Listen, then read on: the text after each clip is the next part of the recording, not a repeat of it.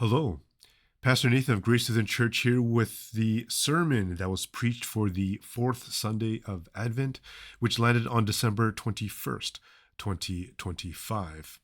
You can check the description for the helpful links that pertain to this sermon, namely the readings that the sermon is based on, the bulletin for the worship service that the sermon came from, which includes the sermon manuscript, as well as the link to the live streamed service that this sermon came from. It's a lot of links. But before we begin, let's have a word of prayer.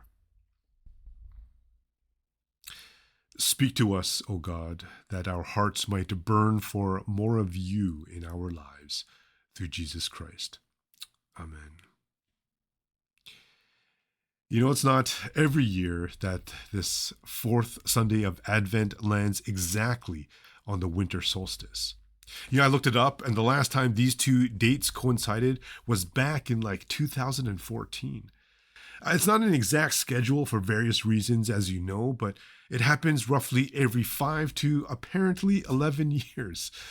So not super rare per se, but enough that I'm taking the time to talk about it now. And I'm assuming that you all know what I mean when I say winter solstice, yeah? The beginning of the winter season, the point of Earth's orbit, at least here in the Northern Hemisphere, when the sun is in the sky for the shortest amount of time. And because our orbit isn't exactly a 365-day cycle, the solstice varies, give or take a day or so. But what that all comes down to is today is essentially the darkest day of the year. And perhaps this day, this time, this point in our history is dark for reasons other than less literal light beating down on our land from a celestial ball of burning gas. What I mean is, it's been a tough year, hasn't it? For us as individuals and as a congregation, we've been having a real tough go. I mean, we've had deaths, illnesses, a lot of brokenness and hurt. We felt deflated. We've been uncertain of the future, and we've just seemed to be really tired of it all. I'm willing to bet that more than one of us have metaphorically thrown our arms up in frustration and wondered why. And it's not just us. We see it around our cities, our country, and our world. There's just so much political turmoil, war, and injustice running rampant. Just last week, we heard of these horrendous acts of hatred on the opposite side of the planet in Australia. While news like that gets more headlines, we know that sadly, that kind of hate isn't unique or rare. Rather, it happens daily, in all contexts, maybe more subtle, maybe not as violent, but no less nefarious and painful. Now, why are all these things happening? Why are we going through this? Why is life so dark?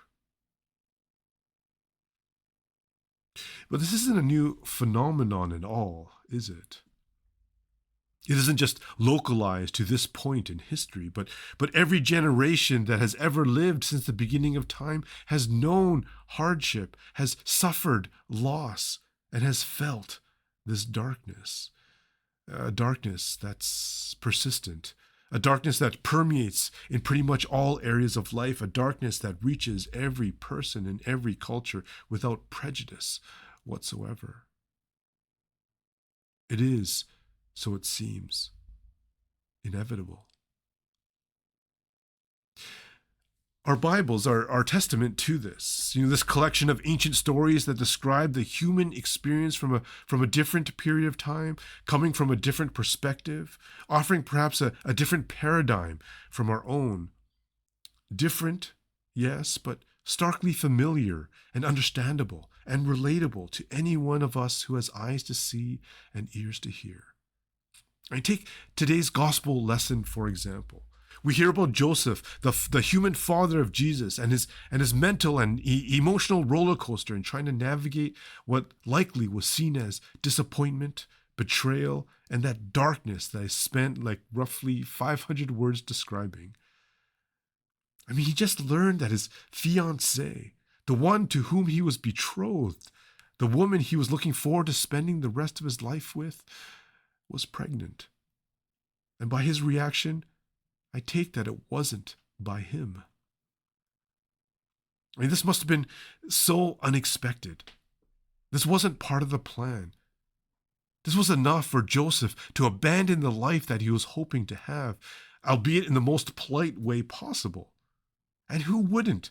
Well, maybe not the polite part, but who, after hearing such earth-shattering news, wouldn't want to just give up, change direction, do what needs to be done to get over it, and start fresh?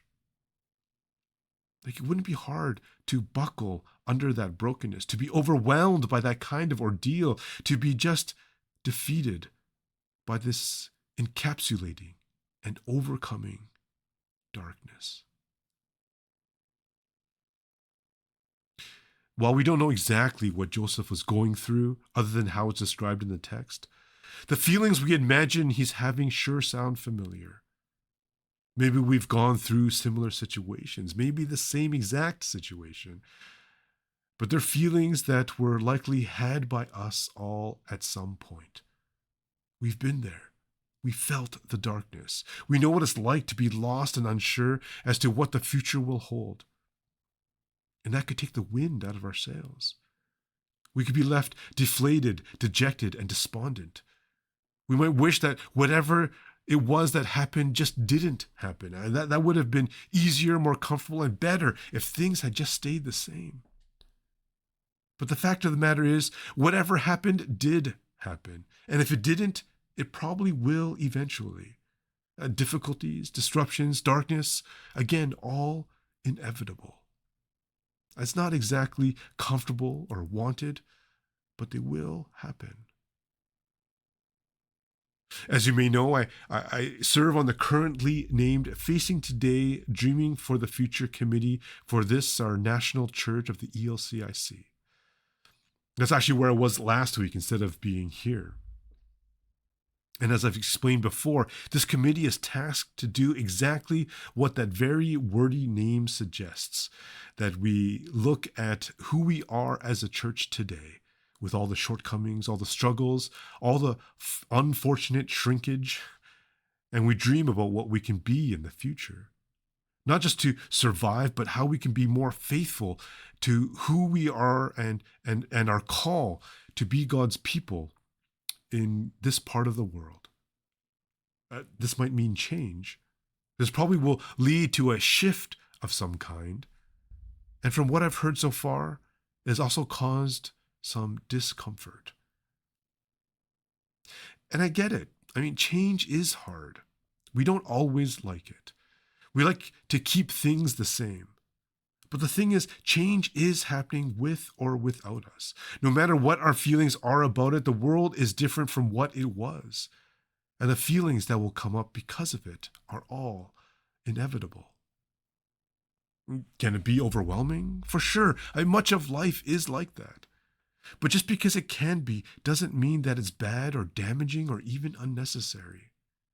Rather, it means that there is hope. Hope for a brighter future. Hope that leads us to peace and knowing that while we're in what we're in, we know that our position and regard in God's family remains unchanged. And this peace might stir in us a joy that reveals that no matter where life has us, where our situations have put us, or how deep we are in the darkness, we are dearly loved beyond measure. And all that doesn't take away the darkness per se, but it does remind us that the light is stronger and able to dispel the darkness enough for us to see and feel that empowering love. And I think that's what changed Joseph's mind about leaving what he probably assumed was an unfaithful life partner. I mean, the talking angel probably helped, but I think it was the realization that the darkness doesn't last, that love prevails, and that God is, always has been, and always will be with us. This might not have taken away all his feelings that he was feeling, but it probably helped him to further trust in God's hand of providence, leading and guiding him through the messiness of life and revealing to him the light of God's love. I don't know what the future holds for me, for the church, or for the whole of the ELCIC. I wish I did. I don't know how to solve all our problems. I wish I could. I don't know if I'll even be around long enough to see anything through. I hope I will be. But I do know, as sure as the days are getting brighter, at least for the next 6-ish months, that God is with us, even in the darkness. God is with us through all of whatever it is that we're facing. God is with us in hope, in peace, in joy, and in love.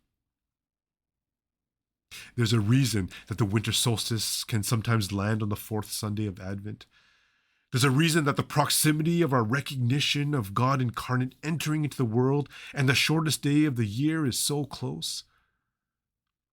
There's a reason that we can celebrate the light in the darkness, because it is a light that the darkness cannot overcome.